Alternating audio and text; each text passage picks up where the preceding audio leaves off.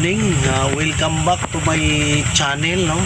Organic Fall Harvest, no? Nandito si Ricky Brown sa area sa demo natin na ito'y ginagamitan natin sa ating produkto na organic, no? Itong area, no, kung kabisado niyo guys, ito ang dito sa Barangay Bubuin, no, sa bayan ng Infanta. Ito ang area ni Edwin Sumailo na kung saan ito ang nagpapatunay sa atin na ito'y binabantayan natin lagi. Ito'y monitor ni Ricky Brown. So ngayon guys, nagpapatubig tayo dito ngayon. So dito lang muna tayo kasi maingay doon. Kasi maandar, mamaya lalapitan natin, maandar yung water pump natin, no? Ito'y seryoso guys na pag-usapan dito. Kasi itong season ngayon dito sa Infanta ay ito ay mahina na pananim nila dito, no? Maraming atangya, maraming mga hasi. So ito'y seryoso guys kung matabayanan natin. Shout out doon sa mga followers natin, sa mga nag-subscriber at saka yung sumabaybay lagi sa vlog ni Ricky Brown. So kung bago ka pa lang guys sa aking channel, so pakipindot doon sa bell, mag-subscribe at saka i-share mo, i-like mo at saka mag-comment ka na din kung ano ang ipagaganda pa, improve sa ating vlog dito sa ating munting channel, no? So let's go na tayo guys. So iikot tayo doon, pupunta tayo doon sa water pump. Pagkatapos paikot tayo doon. Tapos itong palay ngayon nagsasapaw na siya. So kung makikita mo dito guys, so open territory tayo, yun sa sinasabi ko. Doon banda sa kabila sa karatig dito nag-spray ng chemical kasi maraming atangya. So dito sa atin zero chemical tayo, wala tayong ini-spray dito ng pangatangya. Pero mamaya guys, pupuntahan natin doon, may atangya pa rin, no? So dito guys, pakita ko sa inyo. So dito partner, papakita ko, ipofocus ko sa inyo na maraming atangya talaga. Okay, yan o. Yan o, maraming nakadapo na atangya sa palay. Yan. Yan o. Ito o. Ayan, lumilipad, no? Pero hindi siya nakapinsala. Yun nga sinasabi ko, bakit mo siya patayin na hindi naman siya makapinsala? So huwag mo nang patayin kasi pinahagi sa lason. So makikita mo guys kung ganunin mo. So ang palay, makikita nyo, napakaganda yung palay, no? Tirik-tirik na yung palay natin at saka yung pagsusuwi niya. So makikita natin guys, titingnan natin dito. Yan guys, makapal, no? Nakasuwi ng todo, hindi na natin pwede galawin guys kasi malaglag yung green leaf niya, no? So doon tayo mamaya. So pupunta tayo roon, paikot tayo doon sa area. Tara. So papatubig tayo ngayon.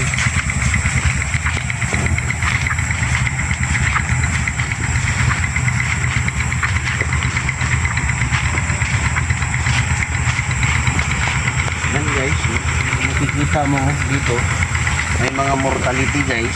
Ipapakita natin nung sa pagkuhan. So may mga burer, no? Ito guys, may mga nasa 1%, no? 1%. So hindi pa natin ma-perfect. So normal is nasa 80% na tayo. 1% yan, no? Grabe nga tangya.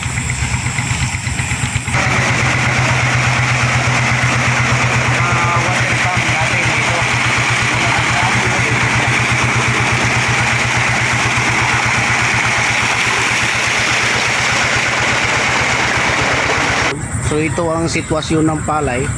So kung napapansin nyo guys, ito sinasabi ni Ricky Brown sa ulit-ulit na lahat ng mga palay, kung ang gamit mo ay chemical base o na doon ka talaga nanatili sa synthetic, so hindi mo makamit ang ganitong uri na klase na palay, no?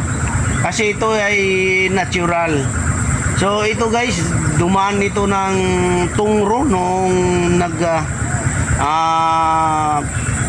15 days siya, no? No, 15 to 20 days. No, struggling tayo, isang linggo, tinitreat ni Ricky Brown yon para mawala yung tungro. So ngayon guys, ganito na ang palay na dumaan ng tungro. Talagang namumula, sunog, lahat. So ang may-ari nandun nagbakasyon sa Mindanao.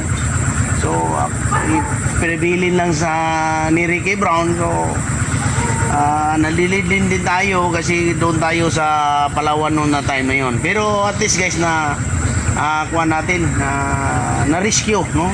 Natulungan natin yung palay. Naging ganito siya ngayon, no? So ito guys, ang stage niya ay hindi mo pwede sa akin based on my experience nakikita ay hindi mo pwede ito lulusubin good for 1 week. Kasi pag lulusubin mo ito sa guys, masisira itong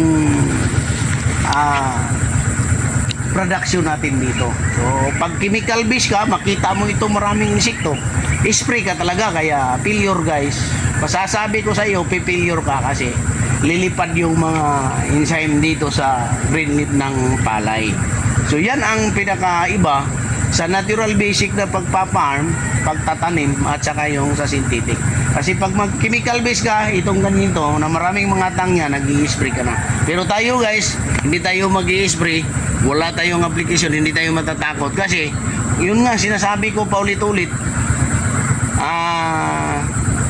open territory tayo. So, malaya silang nagpunta dito, pero ang sa atin guys, bago pa man sila pumunta dito, lahat ng halaman natin i-prepare nating maayos ang lupa para maganda yung tanim at saka yung tanim malakas ang immune system niya. Pagdating sa mga ganitong uri, wala siyang problema.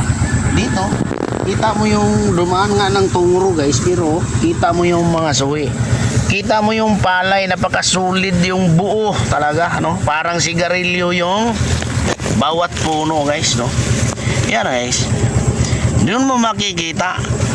At saka itong labas niya, buo yan guys, magkakalaman mula dulo hanggang dito yan sa balikat. Ang problema pag chemical, hanggang dito hindi nila kaya ang lagyan ng laman. Pero sa technology ni Ricky Brown,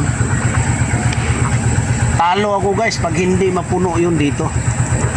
Hindi na ako magbablog pag hindi, kasi nakakahiya kasi sa buong mundo na sinasabi ko na dito magkakalaman pagkatapos hindi pala totoo. Dito guys, pag before the harvest guys, marami ng beses pinapakita namin sa vlog namin kung subaybayan yun. Puno talaga yan dito guys. May sikreto si Ricky Brown dyan. Paano yan magkakalaman? Kaya shout out doon sa mga followers natin, i-share nyo, pagkatapos i-comment nyo, updated kayo sa vlog ko, at saka doon nyo makikita guys na simula nung itatanim, nandun yun lahat. So dito guys, mula dulo hanggang dito sa balikat, sa puno, puno yun ng laman, no? Wala kang masabi doon. So may sikreto si Ricky Brown dyan. So kung gusto mong malaman, chat mo lang ako, mag-comment ka doon, pingin ka lang sa akin, i-assist kita kung anong sikreto doon.